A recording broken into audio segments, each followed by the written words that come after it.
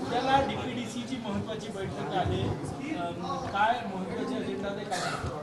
माननीय देवेंद्र फडणवीसजी नागपूर जिल्ह्याचे पालकमंत्री आहेत।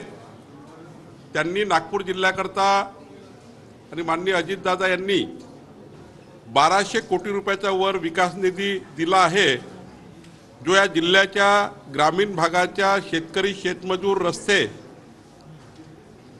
आणि बांधण रस्ते असतील, शेतकऱ्यांचे गावात जाण्याचे रस्ते असतील, पर्यटन स्थळाचा विकास असेल, तीर्थस्थळाचा यात्रास्थळाचा विकास असेल, अशा जवळपास जिल्हा परिषदेकडील दवाखाने असतील, PSC सेंटर्स आहे, आरोग्य, पर्यावरण, वन आणि जवळपास 75 डिपार्टमेंटच्या माध्यमातून 75 खाते प्रमुखाच्या माध्यमातून हा विकास होणार आहे।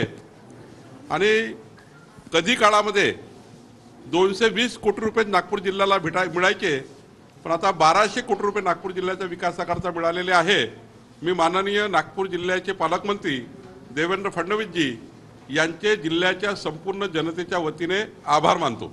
आज सर्वोच्च न्यायालयाने एक महत्त्वाचा निकाल दिलेला आहे, ज्या अनुसूचित जाती जमातींना उपवर्गीय नेमण्यास मान्यता राज्यांना दिलेली आहे, तो अधिकार राज्यांना असतो। अतिशय ऐतिहासिक निर्णय आहे नाही, हा सुप्रीम कोर्टाने ऐतिहासिक निर्णय दिला आहे आणि या निर्णयाने समाजाच्या ज्या काही मागण्या आहेत त्या मान्य होण्याकरता आणि जो वेळ लागतो तो वेळ कमी करण्याकरता अत्यंत महत्त्वाचा निर्णय आहे। फडणवीस यांना राष्ट्रीय अध्यक्ष करण्यासाठी ज्या चर्चा सुरू आहे, त्याला संघाचाही पाठिंबा असल्याचं कळतं, कारण की त्यांचं संघटन कौशल्य मोठं आहे।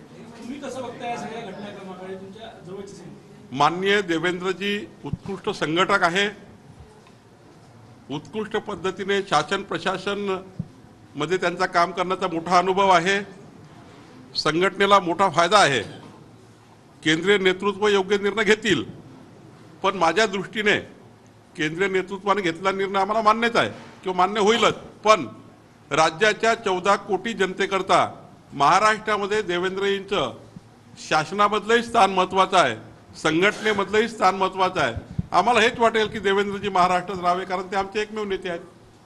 उद्धव ठाकरे गटानं सांगितलेलं की मशाल चिन्हावरच निवडणूक लढणार आणि त्यांनी विनंती केली आहे की मशाल चिन्हाशी साधर्म्य असलेले सारखे असलेले चिन्ह दुसऱ्यांना देऊ नये। त्यांनी काय मागणी केली ती निवडणूक आयोगाने त्यांचा निर्णय करतील, आयोगाने निर्णय घ्यायचा आहे।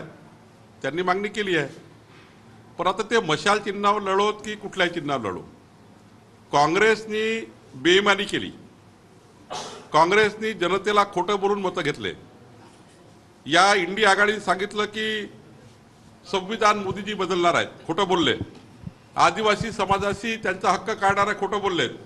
जेवढं खोटं बोलायचं होतं, जेवढं जनतेला कन्फ्यूज करायचं होतं, जेवढं जनतेच्या मनात संभ्रम निर्माण करण्याचे होते, सारे संभ्रम लोकसभेच्या निवडणुकीमध्ये इंडिया आघाडीच्या लोकांनी तयार केले।